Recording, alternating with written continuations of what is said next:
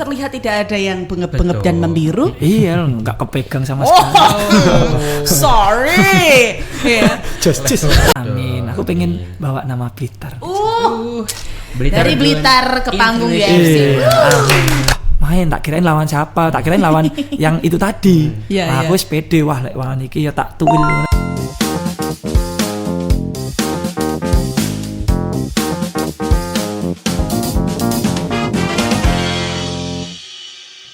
Hai Besti, welcome to ini podcast Mahardika, episode yang ke-7. Selamat datang lagi di ini podcast Mahardika, teman-teman. Ruang ngobrol seru di mana cerita bisa dibagi, didengar dan dimaknai. Kali ini Kirana bareng sama Ipang Harwoko. Hai Ipang. Halo Kirana. Hello. Pakai merah-merah kamu ya? Iya dong, kan membara. Oh, membara gitu. Aku pakai yang hitam tapi ada kupluknya ya. Udah kayak fighter belum aku? Tadi udah jogging berapa putaran? Belum. Habis ini sama Mas Fafa. Oke deh, emang sengaja kita hari ini temanya sporty gitu ya Pang ya. Karena bintang tamu kita nih teman-teman kita datangkan jauh sekali. Impor ya, dari Ufuk Timur. Langsung aja kita sambut bintang tamu kita hari ini ada Mas Randy Febian Dewantoro. Beda emang ya, auranya tuh masuk kayak galak-galak gimana, tapi gitu coba ya? kita kulik nanti. Selamat datang Mas Febian. Selamat datang Mbak. Oke. Panggilannya akrabnya dipanggil apa nih? Randy, Febian, Dewan atau Toro? Toro atau Tora? Kalau orang-orang bilang Pepi sih. Pepi. Panggilnya Pepi. Nama udara, nama dalam ring atau Nama kecil. Iya, nama kecil. Pepi, celokane Pep. Oh gitu. Oke. Berarti kita panggilnya Pepi aja ya. Iya. Pep aja ya. Apa kabar Mas Pepi? Alhamdulillah baik. Alhamdulillah. Makasih banget sudah diluangkan waktunya untuk datang di studi kita ya Pang ya. Rasanya terhormat banget. Jauh-jauh datang dari mana tadi Mas? Dari Sumberingin ya. Baru kelar latihan kan? Iya, barusan pulang latihan ini tadi. Latihan sendiri atau sama? Enggak, sama teman-teman, ada murid-murid banyak juga. Oke, mungkin agak dekat lagi. Sorry. Iya, sayang ya Eman nanti suaranya Mas, suara merdunya terdengar tipis-tipis eman ya.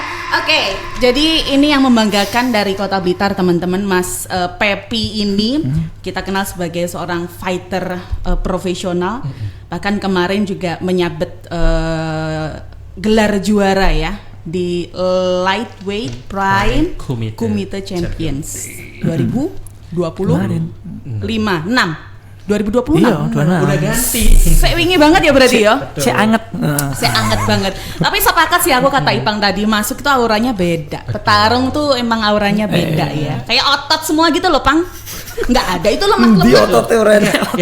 Lemak-lemak kan kiranya nggak ada kayaknya. Yang paling pasti tuh kalau petarung tuh mentalnya tuh udah siap. Oh iya, betul. Tapi lengkap banget selain seorang atlet tapi juga seorang pelatih. Lengkap banget. Ada julukannya juga. Apa itu? The Stinger. Iya Mas, benar. Iya, betul. Oke, nama ring. Oh, nama ring. Namanya. Iya, setiap dipanggil. Artinya apa itu? The Stinger. Nyengat toh, ngentuk. Oh, ngentuk. Aduh, ada yang mengentuk ya. Ngentuk. Aku tuh kalau denger entuk tuh jadi gimana gitu. Bukan ya, bukan. Ini ngentuknya di dalam ring, tolong ya, tolong. Menyengat. Oke, bercanda. Itu yang ngasih nama siapa? Dari promotornya pelatihku. Oke, ternyata ada nama di dalam ring, ada namanya ada juga ya, setiap fighter kalau udah masuk profesional itu harus punya nama ring juga. Nama ringnya Kirana apa? Aku apa ya enaknya ya? The Catty Woman. Boleh nggak ya? Mau tarung sama siapa Pang? Saya lawan sama Nisa aja nggak berani ya. Oke deh, kita mau ngulik-ngulik nih perjalanan Mas Pepi menjadi seorang fighter profesional. Dari kapan sih Mas berarti? Kalau saya fighter profesional masih baru, tapi sebelumnya ya fighter biasa gitu. Debutnya Kapan berarti? Kalau debut profesional baru tahun-tahun 2021 kalau nggak salah. 2021. Nah, sebelumnya itu berarti itu apa ini? fighter biasa lah, amatir, terus pencakdor gitu. Pencakdor itu dari SMP kelas 3 kalau nggak salah. SMP kelas 3. Kita SMP ngapain ya? Aku gobak sodor. Seangkatan loh ya. Ya kan Mas, sama 9 berapa? 94. Aku 96. Kamu berapa, Pak? Aku 2000. Ya.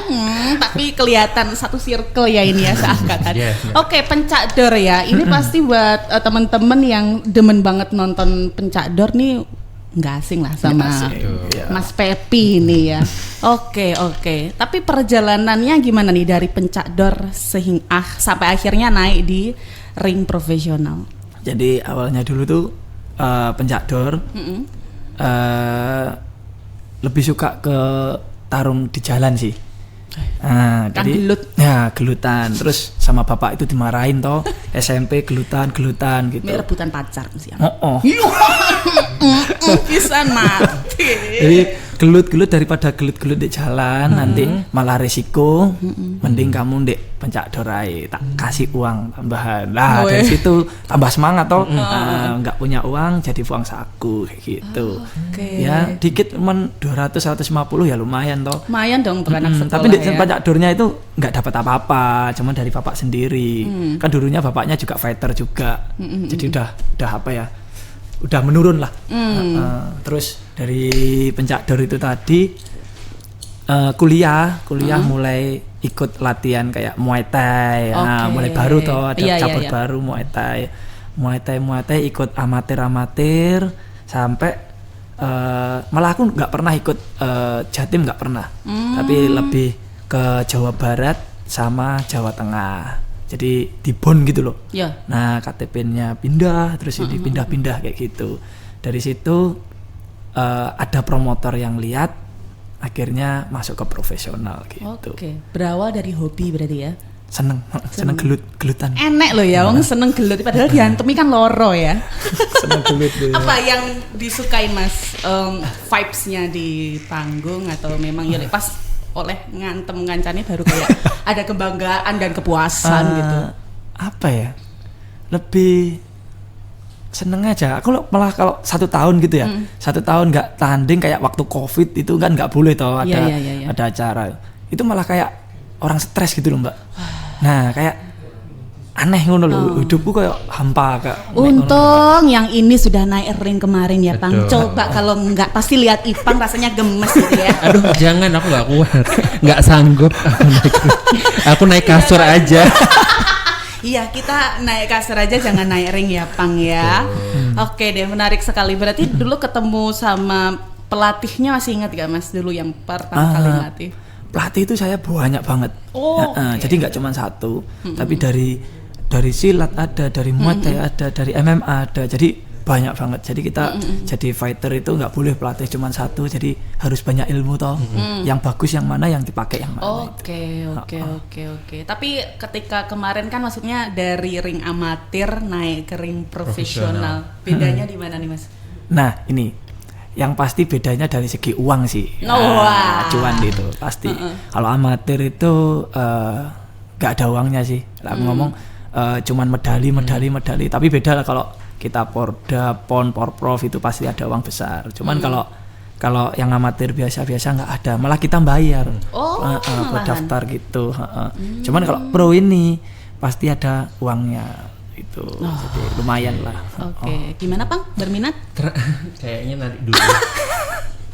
Nah dari masa tadi ya, dari amatir ke pro, waktu transisi ada nggak fase-fase struggle? Apa sudah mantap ataukah sempat ragu juga pingin dari yang amatir meneruskan untuk yang jadi profesional? Ada nggak fase bimbang saat transisi itu?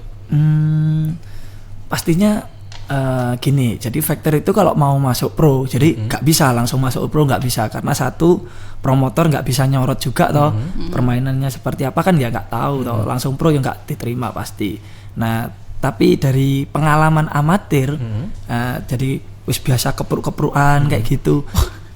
Ya ditendang, dipukul kayak gitu. Jadi kalau mau masuk pro itu udah biasa. Nah, kalau nggak pernah masuk amatir langsung pro itu mesti kaget kena tinju. Soalnya kan biasanya amatir pakai helm tuh. Pakai helm, pakai pelindung kaki. Lah ini langsung tanding nggak pakai helm, nggak pakai pelindung kaki, melentung kabeh, melentung kae jarem kabeh. Nah, itu makanya untungnya itu tadi yang awal aku dari pencak dor. Pencak dor itu kita nggak orang pencak dor itu mentalnya double aku ngomong. Jadi orang Blitar Kediri itu terkenal dek se-Indonesia, malah orang Bengkulu teman-temanku pengen orang Sumatera juga main di pencak dor banyak. Pencak dor itu lebih ke Las Vegasnya Jawa Timur sih. Terkenal. Ya Allah ya. Bener. Jadi dari faktor-faktor yang punya nama itu naik ke pencak dor itu bangga juga. Karena atmosfernya itu beda. Nah dari situ saya dari pencak dor itu biasa nggak tanpa glove kan. Nah jadi dihantem ngene iki melentung wis biasa. Main amatir tuh kayak tenang aja santai. Nah kayak nggak sakit gitu loh. Wis biasa dihantemi tanpa pelindung toh. Nah habis itu masuk ke pro ya wis biasa kayak gitu. Nggak ada sih rasa kayak takut apa nggak pernah. Tapi aku tuh pernah lihat pencak dor itu pukulannya ngawur. Enak sing gaya kitiran. Wih, pokoknya kena ngono. Nah itu masih pemula sih. Jadi ada pencak dor nanti kayak udah di undangan, jadi ngomongnya undangan pendekare. Jadi udah di set, kamu nanti lawan ini, bayaran berapa. Kemarin temanku yang Bengkulu itu main lawan pendekarnya Kediri Michael Speed itu sempat sampai 20. Wow. Sama tertinggi berapa? Aku masih kecil. Jangan.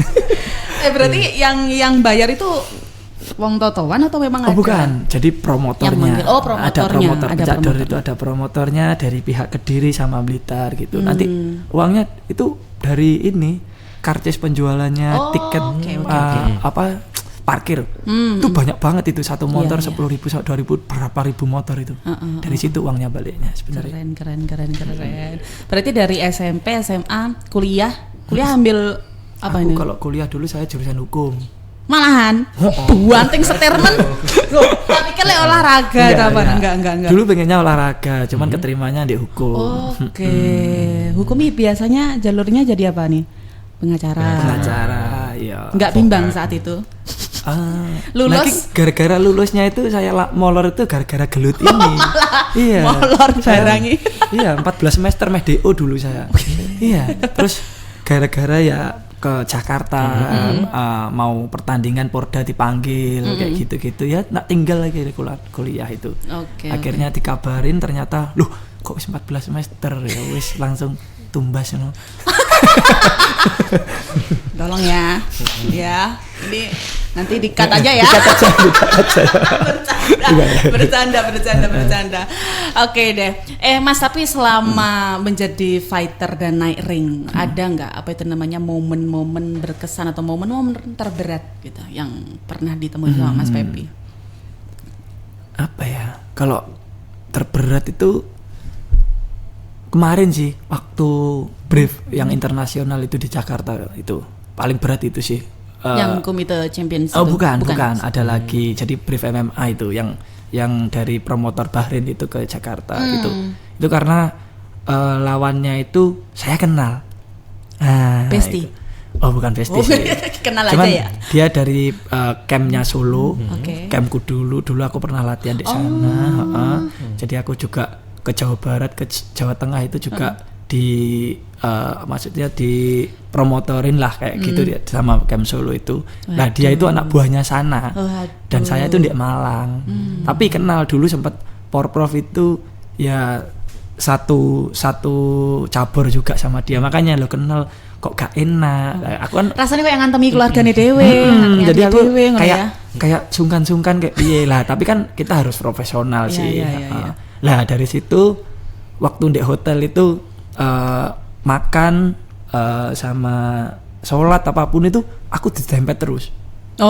Jadi dibersamai. Jadi sungkan toh. Jangan-jangan itu strateginya dia. Lah, Mas. Itu mbak kecolongannya saya. Nah dari situ aku malah hatiku koyok gimana gitu mikirnya ronde 1 santai-santai sih atau gimana gitu. Mbak kono nggawa gas. Nah tiba kono ngobong.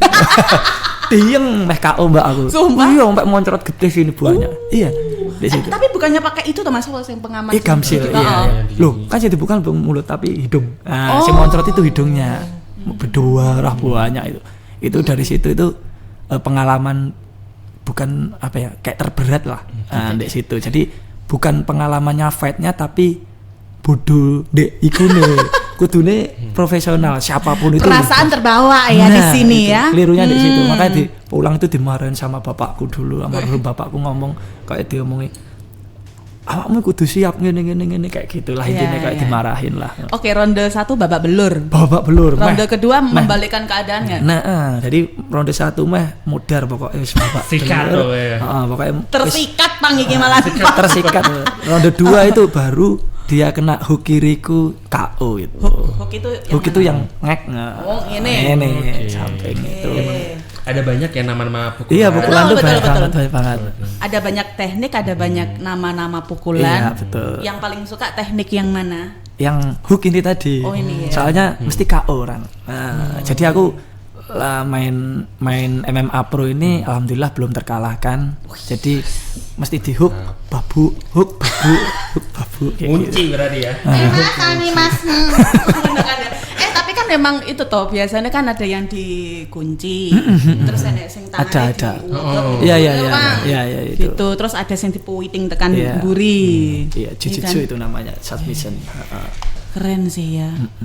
Kan MMA kan semuanya boleh Boleh semua. dimainkan. Banting kan ya boleh. Lek tinju kan lek gur tangan, Pak. Iya, Lek lek tinju MMA dipiting Kuape. oleh, Boleh, semua pun. dijejek oleh, Oleh. disikut oleh. Penting ojo nyelentik. Bekel. Nakal. Oh, no. Jangan ya. Oke, tapi kan ada area-area tertentu ya Oh ya, yang nggak pasti. boleh Ya, tersentuh. pasti. Area vital itu pasti. Belakang Oke. kepala kayak gitu. Oke, tapi aku penasaran nih, mainnya sampean ketika anggap aku lawanmu. Jangan. Ipang. Coba lihat ini adalah lawanmu. Piye Mas bisa nih sampean Mas? Ya, cus lah kayak gitu. Pukul-pukul. Enggak. Ini Pak, aku harusnya begini. Aku begini ya.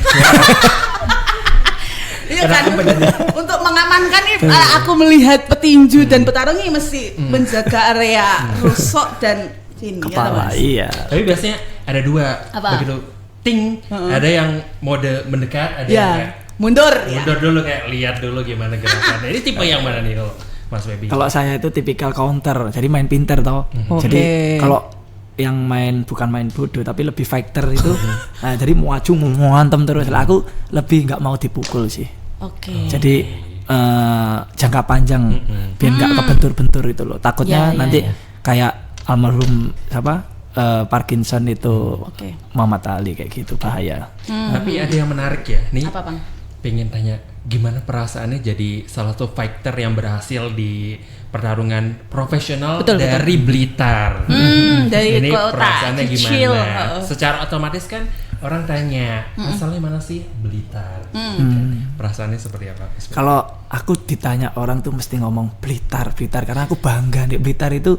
Tepuk tangan dong. Iya, Blitar ini memang gudangnya fighter. Jadi orang Jakarta manapun udah tahu kalau orang Blitar, oh ya mesti, kayak gitu.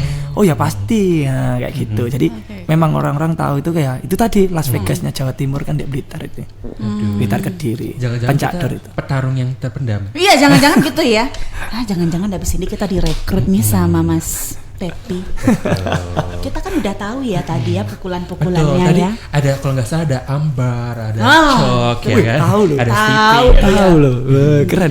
Iya. Kok tahu sih, Pang? Iya, nggak apa-apa biar direkrut. Minimal bisa lah kalau tiba-tiba ada jambret gitu ya. Iya. Udah tahu gerakan pukulannya. Tapi iya loh, bela diri itu sebenarnya bukan hanya untuk hobi, bukan hanya untuk apa ya, profesi, tapi untuk bela diri, untuk self defense.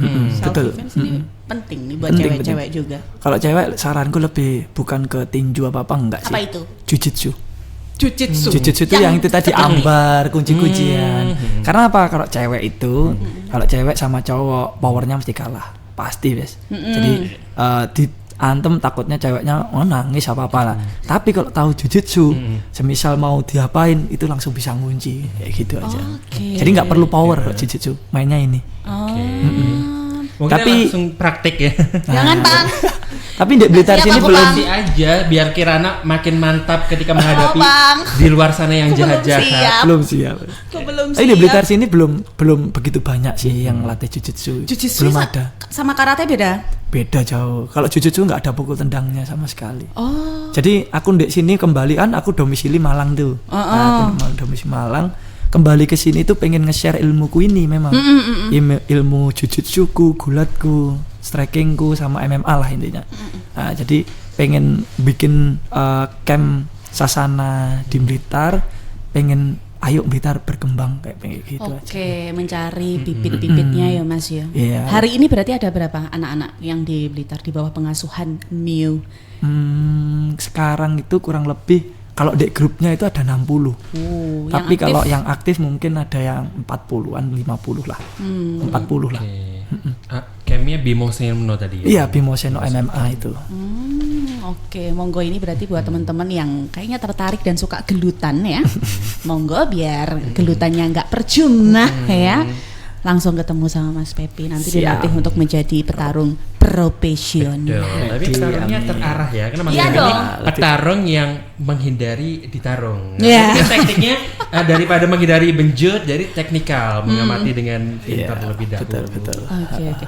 Mas, tapi sebagai seorang fighter gitu kan ya, yang namanya manusia kadang juga kerumuni dengan rasa-rasa emosi. Kadang jiwa tarungnya suka keluar nggak gitu? Misalkan pas udur-uduran karo konconi, gini, atau pas engkel-engkelan. kalau kita sudah dulu awal-awal latihan itu ya kayak gitu memang, kayak sok arogan gitu. Tapi semakin lama kita latihan, terus tahu sparring apa-apa, kita malah bisa ngontrol emosi. Jadi kalau benturan sama orang di jalan apa-apa, kita lebih menghindarin. Enggak wis yang engko tak pukul yo Kak. Oh yo wis lah ngalah kayak gitu. Alah paling tak gini kan kok wis batuk Mas. Jadi enggak lebih bisa mengontrol kontrol emosi aja sih. Oke. Tak pikir nanti enek sing weh gondrong ngono misalnya sok ngono, tak pikir enggak malah lebih menghindari seperti itu. Oke. Menarik sekali Bang, tadi kita sudah mendengar banyak cerita dari Mas Pepi, perjalanannya menjadi seorang profesional fighter. Minum dulu ya. Minum ya. Boleh silakan. Haus. Aduh. Aku juga jadi penasaran nih sama ceritanya di pertandingan terakhir kemarin. Aku tadi kita sempat ngintip ya Bang ya. Nonton. Sanyuk dulu tok. Sanyuk. Sampai kita langganan aplikasi online ya, karena hanya bisa di streaming di aplikasi online. Kok gak kena Pang iki piye Pang ngono kan. Kita penasaran gitu. Mengandung unsur-unsur kontroversi katanya kemarin. Iya, betul. Sama siapa Mas kemarin lawannya? Mas Eko Roni. Berarti kapan itu Mas persisnya? Tanggal 1 fightnya. Januari? Kemarin. Februari. Iya. Walah. Januari. Baru kemarin, 1 minggu kemarin. Oke. Tapi terlihat tidak ada yang bengep-bengep dan membiru. Iya, nggak kepegang sama sekali. Sorry. Just. Oke. Tapi kan yang menjadi kontroversi kemarin itu sebenarnya Saman menang, tapi lawan merasa nggak terima. Ya, cerita selengkapnya seperti apa itu? Jadi gini, kalau kita di dunia sport combat itu kalau kepukul seperti kemarin itu namanya blackout. Jadi KO itu ya kayak gitu. Jadi nggak sadar paling 3 detik 2 detik kayak gitu. Jadi jatuhnya dia sudah terbuka terus mental. Kepalanya itu udah mental, itu sangat berbahaya kalau nggak di stop. Karena sama fighter kan aku sempat sekali tuh, mau kedua kali di stop. Jadi itu buat keselamatan fighter sih. Wasitnya tanggap banget, bagus sih. Ketika tergeletak itu sama sih. Iya, pas geletak 1 jatuh jedek, aku ngantem sekali toh. Dan kayaknya nggak ada perlindungan ya ketika iya, soalnya kan blackout mendarat. Karena blackout itu tadi dia nggak sadar, akhirnya wasit stop. aku baru mau gini yang kedua tak stop juga. Oke. Nah, aku kan mikir sudah menang toh. Ya wis aku ya langsung selesai, nggak ngelanjutin pukulannya. Nah, dia baru sadar itu. Baru di stop itu baru sadar. Dia langsung mau ngambil kakiku dan lain-lain, mau jatuhin lah ini. Iya. Terus di stop wasit, dia mundur aja, berdiri aja, dia masih goyang-goyang. Limbung ya, masih goyang-goyang. Nah, waktu itu di stop wasit dikirain ya sudah menang aku, dia nggak terima lah. Aku itu masih sadar, padahal dia kan posisinya waktu blackout itu ya nggak sadar. Harusnya dia nggak kerasa, memang rasanya mek jatuh tok terus mari kayak gitu. Padahal kita sudah nyetop selesai kayak gitu. Nah, aku dari situ ya karena aku melawan seorang legend Indonesia, dia sudah melambung kemana-mana, pemain SEA Games, Olimpiade kayak gitu. Jadi aku lebih menghormati beliau sih. Jadi aku langsung respect, aku berusaha minta maaf. Ketika si teng kelihatan Mas Pepi langsung lari terus. Aku berusaha minta maaf karena kita sesama fighter itu lek wis bar gitu loh. Nah, jadi kita respect, berusaha minta maaf sama yang lebih tua kayak gitu. Ya wis aku berusaha minta maaf. Ternyata dia kayak gitulah. Ngerti ngono tak ilmu ndase. Aduh, mau sing keloro gak tak tahan ngono kan. Tak kirain dia juga respect. Ternyata dia enggak respect, ternyata malah sing ngolok-ngolok kamu kena tendanganku, rusukmu sakit kan gini. Loh, itu hari kedua itu rusukku itu nggak ada sama sekali, memar nggak ada. Wong aku ditendang itu cuman bunyi mater itu, bukan tulang keringnya yang nabrak, tapi lebih ke ujungnya aja. Jadi kayak orang kayak gitu loh, nyeples. Nah, kayak gitu. Ngono Mas suarane ya. Seperti sesuatu yang pecah ya. Jadi di situ, jadi orangnya itu kayak mikir itu aku nggak mau melanjutkan karena sakit dan kesakitan takut gitu kesakitan. Padahal nggak sama sekali, wong aku baru tendang masih jalan masih enak lah, masih nggak sakit sama sekali. Ya mungkin kalau tendangannya calf kick, low kick itu ke kaki itu ya memang keras, tapi nggak sakit. Aku udah biasa kalau bentur seperti itu biasa sih. Jadi tok lah mikirnya dia itu aku nggak mau melanjutkan karena itu tadi alasan sakit. Sebenarnya enggak. Padahal kan itu wasit ya yang memutuskan. Iya, aku juga nggak mau melanjutkan karena kita ngikutin rulesnya. Rulesnya tadi kalau wis di stop ya udah lah. Ternyata dia mau minta terus lah. Ini orang ini gimana sih? Kayak gitu. Kayaknya di detik-detik mau announce oleh wasit yang tangannya diangkat nyik gitu. Beliau masih menjauh dan masih nggak berkenan untuk diraih tangannya itu wasit. Di luar itu sempat ada tragedi sama salah satu pelatih saya di Jakarta itu yang partnerin saya. Sama legend, malah legend beliau malah didorong. Wah, akhirnya rame di situ. Ketika habis keluar ring. Ya aku nggak tahu itu, taunya yang dari video. Loh, ternyata kejadiannya tadi seperti ini ya itu. Oke. Ya padahal aku di Jakarta itu berangkat sendiri, nggak ada lah itu teman-teman bukan dari Malang tapi dari teman-teman Jakarta itu dia belain aku seperti itu sampai dibela-belain lawan Eko Roni itu tadi, Mas Eko Roni tadi, sampai seperti itu pelatih saya itu tadi. Makanya. Yang luar biasa itu Mas Pepi dipanggilnya dadakan ya Mas ya? Nah itu, jadi saya itu di sana itu peran pengganti sebenarnya. Lah iya, persiapannya piye Mas? Nah jadi ini, jadi awalnya itu saya tuh dipanggil itu satu minggu, yang lainnya udah beberapa bulan. Itu aku 1 minggu itu dikabarin lawannya beda, awalnya itu namanya Mas Tommy Tio. Nah itu dia juga fighter, akhirnya ya mau 1 minggu 1 minggu lebih lah Pak. Main bobot segini, lah pas waktu itu bobot saya itu untung member di situ, jadi 65 bobotku itu 66 67 lah, aman berarti aku masih lah penurunan. Biasanya aku mainnya 61 tapi itu 65 lah, ya wis tak ambil. Bayaran berapa? Segini. Fine. Main wis main toh. Nah, ternyata Hamin 2 itu aku mau berangkat ke Jakarta itu dikabarin kalau main eventnya nggak bisa main. Teman saya Mas Ajis itu dia lagi sakit, ada sakit, nggak bisa main. Akhirnya saya dihubungi sama promotor,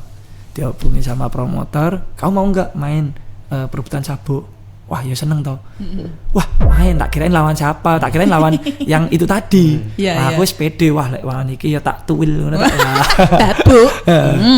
Tadi ternyata bukan, lawannya diganti.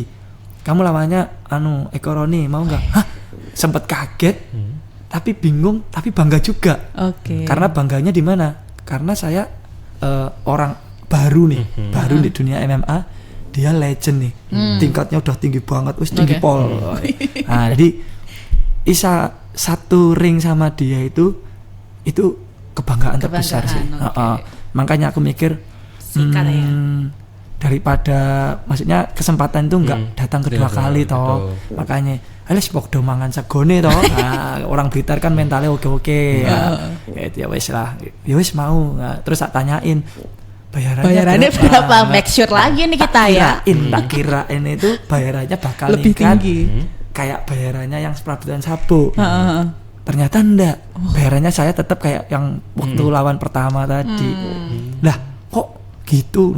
Enggak apa-apa kan kamu nanti bisa dapat sabuk. Aku tak pikir ya wis ikhlas wae lah. Daripada enggak main toh. Wis kadung persiapan apa-apa, daripada enggak main, ya udah tak ambil. Aku bantu eventnya dia biar tetap jalan. Karena yang digonggongkan itu namanya Mas Aziz Kalim. Yang ditunggu-tunggu orang ternyata sakit malah dia enggak main. Akhirnya aku lawan Eko Roni itu, Mas Eko Roni. Lah, pas waktu diumumkan aku lawan Mas Eko Roni itu kayak wah jauh iki wis mesti kalah ya kan, di underdog lah badannya kan gede kayak Mas Eko Roni ya. Waktu posternya dipasang orang semua tuh mikir walah Pepi iki mesti diluk iki kayak gitu toh.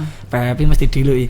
Nah dari situ itu tadi waktu preskon bareng itu aku nggak sing dangak biasanya itu. Nah, biasanya itu aku waktu preskon tuh kemelinti banget intinya kayak gitu. Wah aku sama temen orang lawan kuno, wes pokoknya intinya nah kayak gitu. Tapi kemarin itu aku bener-bener sopan, bener-bener down to earth ya. Nah merendah karena tahu diri, tahu diri dalam artian dia sudah punya nama dan saya belum sama sekali. Yaitu tadi aku ngomong sama bapak promotornya. Besok itu aku akan memberikan permainan yang terbaik lah intinya kayak gitu, tak maksimalkan. Ternyata saknyuk gitu. Berapa Mas? Berapa menit? 50 detik. 56 detik. Sudah ditunggu-tunggu padahal ya. Sekampung udah nunggu-nunggu. Ya itu aku awalnya respect banget sama orangnya beliau. Respect. Dari situ ternyata kok kayak gitu malah gak respect sih. Di pertandingan itu kalau kita menganalisa ya, berarti Mas Pepi ini unggul dalam apa ini? Strategi, fisik atau kontrol emosi ini kira-kira. Meskipun bentar loh ya. Kalau aku nih jujur aja saya itu pemain striking. Striking itu pukul dan tendang nih. Pukul tendang. Tapi beliau itu unggulnya ke gulat. Gulat jiu-jitsu. Nah, saya mau ngambil kesempatan ini karena kemarin itu prem komite itu rulesnya itu pukul tendang nggak boleh yang jujitsu kuncian itu nggak boleh. Jadi ngantem itu di bawah boleh. Itu permainanku semua. Nah PD-nya di situ saya. Jadi oke lah tak ambil. Ya memang dia pemain MMA. Dia juga pemain itu juga bisa itu. Cuman aku ya PD aja ya sama dalane Allah iki mesti ya saya manut kekengane pusat lah ngono. Gitu. Jadi intinya seperti itu. Ya akhirnya ya alhamdulillah ya dengan doa terus, sholawat terus akhirnya ya KO di situ. Jadi intinya kalau saya tadi diremehin ya berusaha lah. Nah, kalau tadinya diremehin berusaha piye kasih yang terbaik akhirnya ya itu tadi. Tapi ada nggak apa namanya dari pengalaman kemarin kemudian satu hal yang sampean pelajari dari sosok Mas Eko Roni? Kalau saya pelajaran dari kemarin itu intinya nggak boleh ngeremehin lawan intinya itu. Jadi semua lawan siapapun itu lawan itu takutnya punya apes toh. Jadi masih senior model apapun kita masih di bawah senior bisa kalah karena itu tadi apes lawan saya. Apes itu tadi bukan aku yang lebih jago sebenarnya bukan. Apa saja garis tangan aja yang pukulannya kemarin itu kena bagian mana sih Mas? Sini rahang. Rahang ya. Kalau sini kan memang titik saraf lemah di sini tuh. Jadi kalau kena senggolan, pukulan pasti orang KO, pingsan kayak gitu. Namanya apa tadi itu? TKO ya. TKO dia. Ya, dia kalah TKO gitu loh ya. Kemarin aku pernah lihat TKO gitu, itu yang El Rumi sama Jeffrey Nicole. Oh iya, lagi terus keren. yang Randy Pangalila sama Cici. KKJ. Ya, kemarin baru main juga di Beyond. Oh gitu. Oke. Itu keren loh kemarin tuh tendangannya. Siapa sih Randy Beyond tuh HSS. Gimana? Lah aku maksudnya enggak, aku lihat sing Randy Pangalila kan yang ngono tuh kayak. Maksudnya awal-awal dia entek-entekan wis itu tadi kalau Randy Pangalila dipikir artis apa gitu bakal kalah ya. Ya itu di underdog seperti saya. KKJ atlet ini wis permainan KKJ mesti menang KKJ ya. Kayak gitu. Ternyata KKJ apes itu tadi. Makanya nggak boleh remehin lawan. Oke, tapi ini ada satu yang bikin penasaran. Apa itu, Pak? Ritualnya sebelum naik ring apa? Ada nggak ritual khusus nih? Iya. Pastinya ada sih, semua fighter punya ritual-ritual itu pasti. Tapi saya setiap mau berangkat fight apapun, pencak darah apapun, aku selalu minta doa ibuku, dilangkahin ibuku itu tuh. Nah, jadi kayak orang Jawa itu ya kayak gitu sih, minta restu. Ya ke ibu aja itu. Kayak gitu. Tapi ada itu nggak sih dietnya atau apanya gitu nggak sih? Ya pasti kalau diet itu kalau bobotnya kita pertandingannya main 60, nah kita yang maksudnya diet dari 65 turun ke 60 itu pasti. Pasti. Berarti Mas poso apa mengurangi kalori atau gimana protein, iya, perbanyak protein 10 telur gitu. Protein karbonya dikurangin aja. Tapi tetap makan kan ya. Iya, makan lo nggak makan dia. Arep main poso tipes, Pak. Mutih siapa tahu ya. Poso mutih. So Daud. Oke. Tapi gimana nih? Kan Mas Pepi ini sudah berkeluarga. Iya. Testimoni dari istri ini gimana? Mendukung kan deg-degan ya Bun ya. Betul. Bayangkan suaminya bertanding di ring antara perjuangan hidup dan mati, cedera dan tidak. Ini gimana nih? Dapat ridho ya. Testimoninya nih. Dulu itu sempet dalam artian habis punya apa ya? Punya janji kayak apa ya? Pokoknya kok wis rabi pokoknya gak oleh ya tarung-tarung kayak gitu dulu. Mati abot janji. Dulu gitu. Kamu ridho enggak? Enggak ridho. Dulu gitu. Terus akunya aja yang nakal. Ngingkari janji. Nah, akhirnya tetap main-main, marah-marah. Ya apa ya?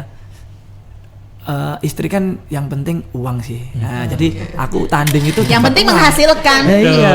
Ada uang abang sayang, tak ada uang abang ku tendang. Jadi kalau tanding itu menghasilkan ya monggo aja sebenarnya. Cuman kalau ibu yang habis bapakku almarhum nggak ada itu, ibu marahin aku wis gak usah tanding le. Takut kerja gini aja kan. Ya mohon maaf maksudnya aku itu kalau nggak tanding aku ada pekerjaan nih. Wis kerja itu sudah mencukupi. Ya alhamdulillah lebih dari cukup lah. Cuman tandingku itu bukan cari uang sebenarnya. Lebih ke tadi yang awal tuh seneng. Nah, di situ aja sih. Tapi pasti ada sih dulu mesti cekcok sama istri gitu, suruh stop itu pasti ada. Tapi makin lama kok gajinya lebih besar. Ya tumbasa ini. Suak ternyata ya. Kalau anak malah bangga, malah seneng banget sih. Setiap aku tanding dia nggak malah takut. Dia pernah tak ajak di pertandingan, dia malah teriak-teriak, ayo pak, ayo kayak gitu. Jadi dia lebih semangat. Apalagi kemarin aku tanding, dia malah pengen ikut ke Jakarta juga. Wah, aku repot malah ras tanding malah ngopeni anak iya makanya. Cewek apa cowok sih? Cewek. Wow. Dia lihat dari TV tok wis malah goyang-goyang seneng kayak gitu. Apakah nanti akan mengikuti jejak bapaknya ya? Itu makanya. Dia tak latih juga, Mbak. Jadi dia tetap tak latih ya anak. Maksudnya buat self defense lah nanti. Takutnya ada cowok sing piye-piye dia bisa. Iya. Kalau nanti pacarnya nakal tinggal dibanting aja ya saya. Oke deh. Tapi ada nggak maksudnya target yang ingin dicapai sebelum nanti pensiun? Jauh lah ya. Iya. Masih sangat muda. Berapa Mas? 31 Mas. 31. 32. Iya. Targetnya kalau di dunia pergulatan ini apa Tapi kalau kira-kira? target ya semua orang kalau MMA lebih fokusnya berusaha ke jenjang paling tertinggi dunia itu UFC sih. Nah, UFC sih. Jadi targetnya tetap ke situ, cuman kan masih jauh toh, jauh. Lah kalau yang Indonesia mungkin seperti lagi ngetren itu Beyond. Ya alhamdulillah kemarin habis fight itu ada tim Beyond datengin ya bilang tanya mau habis ini ada pertandingan apa lagi. Oh nggak ada mas, mau main Beyond. Duh kaget aku loh, ternyata dia tim Beyond. Nanti kalau mau latihan aja, nanti kita hubungi minta nomornya gitu. Beyond ini apa, event promotor atau ya promotor event yang besar di Indonesia itu. Kalau biaya gaji itu sampai 3 digit itu. Iya. Menggiurkan Mama. Ini menggiurkan sekali Mama Rintonya ya. Kalau promotor seperti ini uangnya mesti gede-gede sih. Makanya berusaha berlomba-lomba di situ. Oke. Mimpinya nggak tanggung-tanggung UFC ya. Tapi Iya. kalau nggak kalau UFC itu wah ngeri kalau UFC susah sih. Sampai berdarah-darah saya pangkat itu Mas. Sebenarnya aku UFC itu hampir karena Indonesia itu ada namanya One Pride itu nasional. Nah, saya itu nggak ke One Pride, tapi kemarin itu langsung ditarik ke promotor internasional Brave itu dari Bahrain. Dan Brave itu nanti mau ke UFC harusnya jenjangnya cepat. Karena deket banget dalam artian UFC ini Brave ini One Pride kayak gitu. Nah, jadi kita ngomongin nggak apa-apa ya merek-merek gitu. Nah, biar tahu teman-teman. Jadi kalau gimana tadi jenjangnya? UFC, Brave, One Pride. Jadi tolong ya admin ya dikasih urutannya visualnya. Jadi kalau mau ke UFC itu dari Brave itu cepat. Nah, tapi risikonya ini Brave ini jarang bikin event di Indonesia. Bapak aku juga nggak dipanggil. Kemarin itu sempet dikabarin nanti Februari Januari saya tanding, tapi sampai sekarang nggak ada kontrak yang masuk, belum ada kontrak. Jadi akhirnya aku udah terlanjur latihan toh, ya wes ditarik Prem Komite langsung tak gas aja karena aku jauh-jauh hari wes persiapan untuk brief. Ternyata briefnya bleset, aku pindah ya wes ke Prem itu. Tapi kalau One Pride ini agak jauh karena nasional beda lagi. Nanti taraf internasional baru naik lagi ke UFC. Tapi aku kemarin ya alhamdulillah dari fight kemarin aku ya minta tolong sama ada promotornya One Pride itu juga nonton. Di situ juga ada Bapak Ardi Bakri juga. Jadi di sana itu nonton pertandinganku ya mungkin kaget juga sekelas Mas Eko Roni bisa jatuh sama anak baru kayak gitu. Nah di situ aku minta tolong, Pak minta tolong saya dimasukin One Pride. Oh dulu saya juga fighter Brave, malah kaget loh habis Brave kok turun ke One Pride. Kenapa? Karena itu tadi Brave itu jarang ada event dan aku butuh event. Kalau nggak tarung itu kok kering dulu. Kayak gitu loh. Jadi aku pengen tarung, tapi aku pengenku ya One Pride bukan dari yang ranking terbawah gitu. Enggak, aku pengenku sekali tanding apa 2 kali tanding langsung road to UFC kayak teman-temanku gitu. Temanku ada sing sekarang itu namanya Denny Dava sama Denny Arif, itu besok April itu dia dapat beasiswa ke Cina UFC, jadi TC di sana dia. Dia jos banget. Kemarin juga foto bertiga pakai sabuk itu dia menang juga. Jadi di komite Prem itu Prem komite itu dia juga menang itu kakak adik itu. Jadi satu keluarga itu dia besok berangkat di UFC Cina itu buat TC selama 6 bulan. Mudah-mudahan Mas Pepi nyusul ya. Amin. Aku pengen bawa nama Blitar. Dari Blitar ke panggung UFC. Berarti Mas itu ya selama ini banyak tandingnya di dalam negeri berarti ya? Masih dalam negeri, luar negeri masih sekali kemarin di IMAF itu Bahrain. Itu yang bawa diberangkatin sama Kemenpora juga Pak Dito itu. Jadi diberangkatin di sana main IMAF itu MMA amatirnya dunia. Aku tanding ke sana. Habis itu ternyata aku di sana itu bukan ketahuan sih, kita lebih gak tahu aturan-aturannya. Juknisnya. Nah akhirnya di sana itu ternyata aku udah pernah main pro internasional brief tadi yang di Bali awal dulu. Sementara ini kelas amatir. Tadi kalau pro udah nggak bisa main amatir lah. Akhirnya aku sampai sana, kadung sampai sana toh. Akhirnya piye ki loh, akhirnya di sana ya dicarikan lawan yang setara. Yang setara tapi yang amatir, tapi yang levelnya sudah tinggi. Nah itu anak buahnya Khabib. Khabib UFC itu ya itu. Jadi KHK MMA itu campnya. Jadi dia itu di sana, lawanku itu aku bukan main turnamen tapi lebih ke main event. Jadi di sana itu malah main event yang terakhir yang ditunggu-tunggu itu. Tapi kalah poin sih. Tapi mukanya sono bendol-bendol gitu. Sampean? Aman. Cuman orang timur sana kan mesti lebih ke gulat sih. Nah, nggak bisa keluar dulu. Aku juga belum latihan jujitsu gulat juga, nggak begitu tajam. Kadung kunci angel ya Mas ya. Susah. Yang penting selesai sampai 3 round aman. Kalah poin sih oke lah. Nggak ngisi-ngisi lah. Iya. Yang penting mukanya sana bonyok gitu. Oke deh, keren. Ipang tadi mau tanya apa, Bang? Oh iya, pengen tanyakan. Sekarang kan selain juga pejuang fighter, ini juga menebarkan inspirasi untuk mendidik anak-anaknya ini nanti juga ikut terjun. Nah, apa sih hal terpenting yang diarahkan untuk teman-teman nih yang sekarang mungkin lagi berlatih ya untuk kedepannya? Apakah diajarkan lebih ke mentalnya atau diajarkan sama visi, juga jadi punya visi kalau bisa sampai UFC sekalian, jadi semangatnya ini membara. Betul. Itu apa yang disampaikan, yang dibentuk ke teman-teman? Satu itu aku bentuk itu sama murid-murid saya, nomor 1 itu lebih ke attitude sih. Attitude itu nomor 1. Jadi dia jagoan model piye, wapi tendangannya model piye, tapi lah attitude-nya kurang, ya susah juga sih.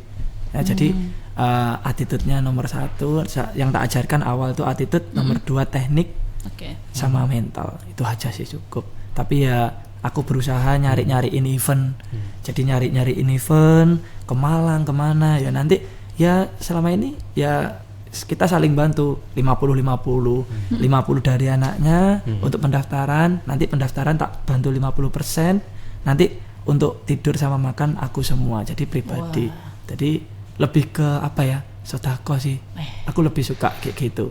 Jadi ya apa ya, biar anak-anak itu yang baru-baru itu semangat. Kan ya kita tahu lah, maksudnya Blitar itu bukan orang besar semua, tapi ya kita piye carane anak-anak ini bisa ada jalannya itu loh. Arahnya ke prestasi itu apa ya, alhamdulillah sekarang kita ada hubungan juga sama KONI Blitar. Jadi kita masuk ke KONI MMA-nya Blitar juga. Cuman beberapa dari camp kita yang main ke event-event MMA amatir itu pakai nama KONI Kota Blitar. Oke. Hari ini ada berapa Mas anaknya? Ini tadi.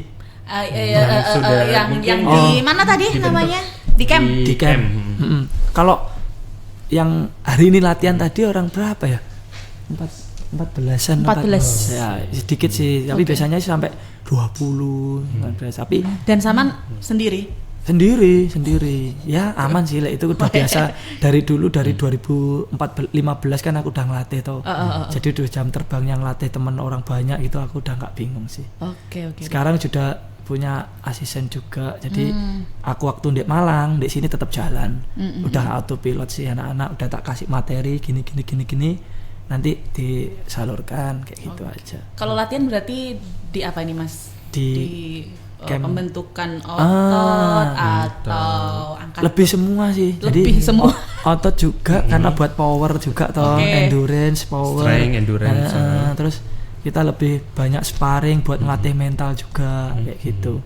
Kayak gitu. Kemarin di Kota Blitar sempat ada ya sparring di depannya Pasar Legi, sempat tampil juga nggak? Sering. Ikut ke situ main juga, ikut kayak gitu. Jadi panggung untuk main tuh memang sangat-sangat dibutuhkan ya untuk mencoba mental. Iya betul. Ini sangat, makanya ini kan kita selama ini itu di Blitar itu kenalnya itu cuman boxing, kickboxing, Muay Thai. Betul. Tapi selama ini memang akan belum ada. Makanya aku dari Malang itu udah banyak sih. Makanya aku pulang ke Blitar, bukan pulang sih, lebih pengen ajak Kota Blitar ini biar berkembang lagi ke arah prestasi MMA-nya. Karena MMA itu kalau di Jakarta ada apa di luar negeri lah, itu lebih gampang masuk lah intinya kayak gitu. Makanya banyak atlet yang dibutuhkan. Dari situ aku waduh, bocah-bocah kudu tak iya. Makanya nah, ini yang susahnya itu menaunginya, eventnya susah nyari.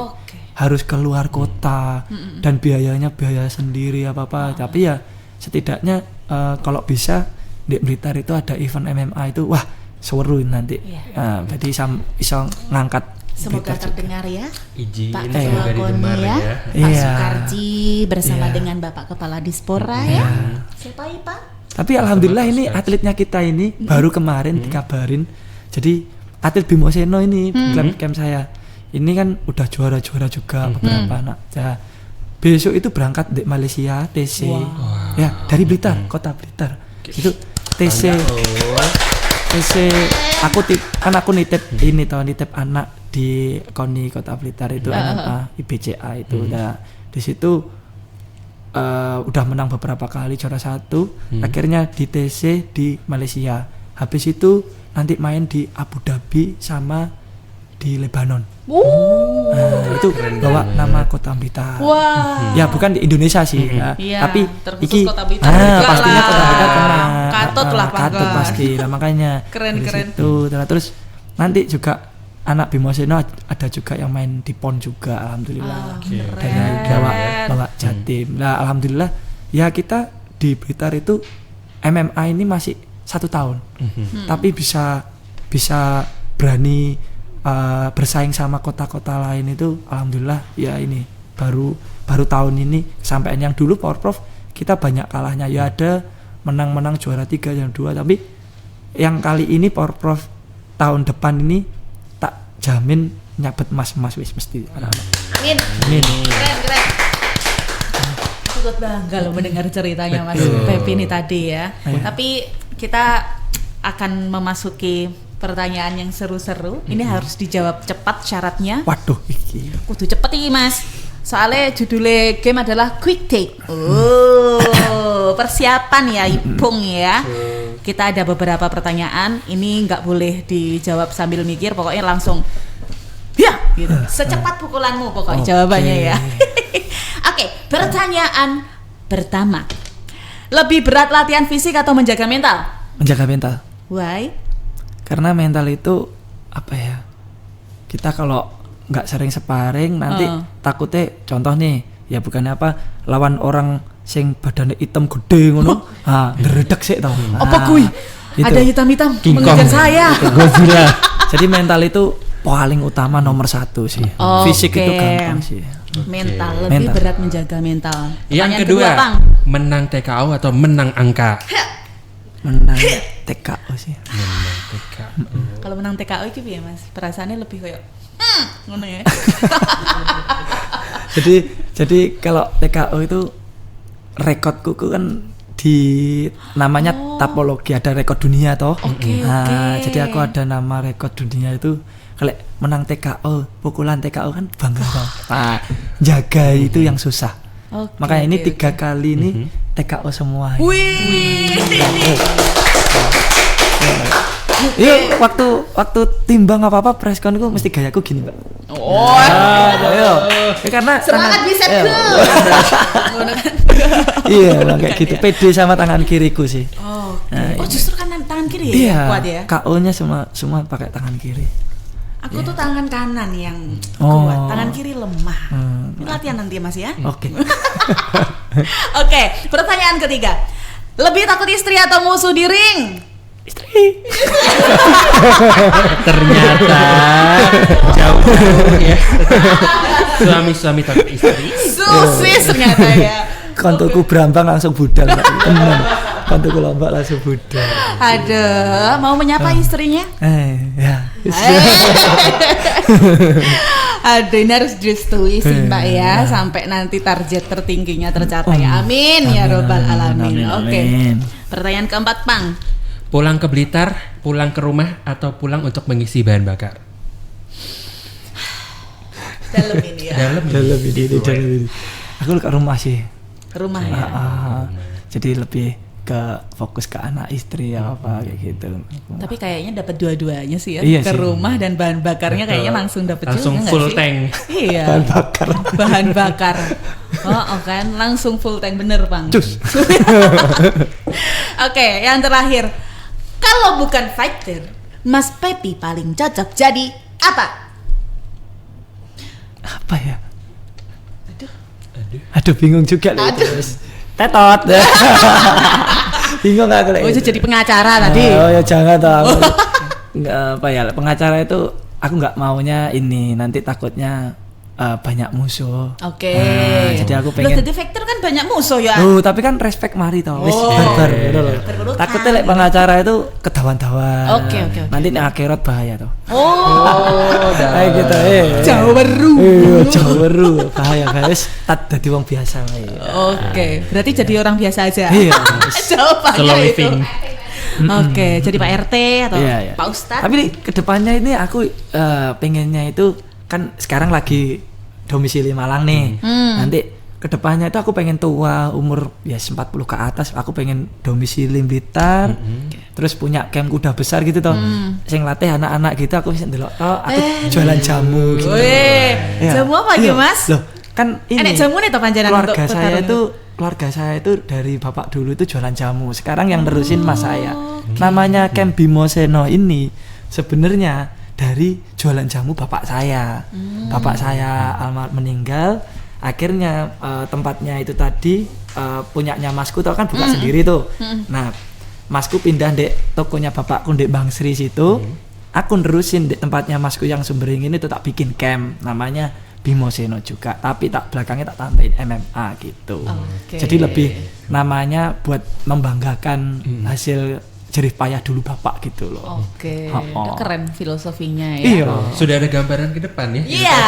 Yang Oke. yang lainnya asisten pelatihnya yang latih. Iya. Bikin jamu aja Bimo Aku tak Seno fokus. budek jamu aja. Gojek jamu. Tapi ini jamu racian apa jamu? Iya, jamu racian kayak jamu tradisional gitu. Tradisional gitu.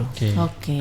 Oke, iya jamu kunir asem. Iya, kayak gitu. Beras kencur pang Iya. tinggi nyeneng nih. Tapi ya lebih ada juga yang kayak Apa? jamu jago apa Oke. air mancur ngecom Jamu toh. com-coman. Atau jamu Macam- stamina susu kuda. Oh. Bener dong kembalian ya. Oke, bercanda boleh. Aplausnya lagi teman-teman. Buat Mas Pepi yang ceritanya sangat menginspirasi, ngobrol ngalor ngidul gak kroso 50 menit berjalan Mas. Iya. Iya. Kalau kurang lama berarti harus ada episode keduanya. Oke deh. Tapi Mas sebelum kita tutup, sebelum kita berpisah, ada nggak pesan buat anak-anak binaan, anak-anak muda juga Fighter yang di luar sana, betul, fighter muda. dia ada ketertarikan di penyanyi gulat atau MMA, tapi kayak masih ragu. Ada pesannya nggak? Kalau aku pesannya jalani aja, nyoba aja, nggak perlu malu apa-apa, nggak pernah banyak mikir, nggak usah banyak mikir, ikuti aja, yang penting disiplin latihan pasti jadi juara. Wih, disiplin latihan. Disiplin Meskipun nomor 1 disiplin. badannya kecil. Nggak masalah, loh aku kecil loh mbak ini. Oh nggak masalah, tapi juara toh. Oke. Tapi rosot toh. Oh. Oke, jadi fisik nggak masalah. Iya, nggak masalah. Coba aja dulu. Ya coba aja dulu. Selama masih ada kesempatan bantai aja gitu Betul, ya. itu. Oke deh. Terima kasih Mas Pepi, sangat luar biasa sekali. Hari ini kita ada banyak sekali inspirasi ya Bang ya. Betul. Nggak cuma buat anak-anak muda aja, tapi buat kita-kita juga ini ya. Apapun bidangnya, yang penting harus disiplin dan juga konsisten. Justice. Attitude number one, ya kan Pak? Betul. Oke. Dan dari kisah Mas Pepi ini kita belajar kalau di MMA kemenangan ini nggak hanya karena satu pukulan atau satu pertandingan, semua berkat kerja keras, konsisten, banyak latihan, itu yang membuat kita bangkit jadi seseorang yang lebih berarti. Karena cerita ini bukan tentang ring, tapi tentang juga kisah kehidupan. Indah sekali Bang. Sekali lagi makasih ya Mas Pepi ya. Sama-sama, Mbak. Kita tunggu cerita-cerita menarik lainnya. Oke. Semoga ada episode kedua teman-teman ya. Amin. Mas Safa ya. ya. Atau kayaknya habis ini kita dapat voucher dari Mas Pepi belajar basic ya, bela diri. Langsung datang aja. Oh, langsung datang. Open. Bonus jamunya nanti ya. Oke. Oke, kalau begitu teman-teman, terima kasih sekali udah pantengin obrolan kita dari awal sampai dengan akhir. Apa yang sudah disampaikan Mas Pepi, semoga menjadi semangat kita ke depan untuk meraih mimpi. Saya Kirana Nisa. Saya Pang Harwoko. Saya Pepi. Undur diri dan sampai jumpa. Bye-bye. Bye-bye.